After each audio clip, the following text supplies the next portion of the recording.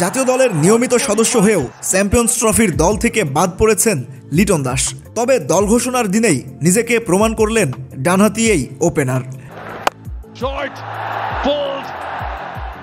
দুর্বার রাজশাহীর বিপক্ষে ৪৪ বলে সেঞ্চুরি তুলে নিয়ে রেকর্ড গড়েছেন বাংলাদেশি ক্রিকেটারদের মধ্যে বিপিএলে দ্রুততম সেঞ্চুরির। টানা ৬ হারের পর দলের এমন বেহাল দশা দেখে নিশ্চয় মন খারাপ ছিল দলের কর্ণধার খোদ শাকিব খানেরও। তবে সব দুঃখই যেন উড়ে গেল এক মুহূর্তেই। লিটন তানজিদরা যে ইনিংসটা উপহার দিলেন তাতে বেজায় খুশি শাকিব খান। নিজের অনুভূতি শেয়ার করেছেন সামাজিক যোগাযোগ মাধ্যমে।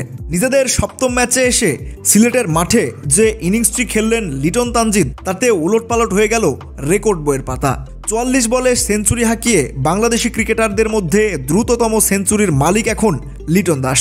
এদিন তানজিদ তামিমও ঢাকার হয়ে সেঞ্চুরি হাঁকিয়েছেন। এই ম্যাচে তানজিদ তামিম এবং লিটন দাস করেছেন ২৪১ রানের জুটি, বিপিএল ইতিহাসে যা সর্বোচ্চ জুটির রেকর্ড। শুধু বিপিএলেই নয়, পুরো বিশ্ব ফ্র্যাঞ্চাইজি ক্রিকেটের সর্বোচ্চ রানের জুটি এটি।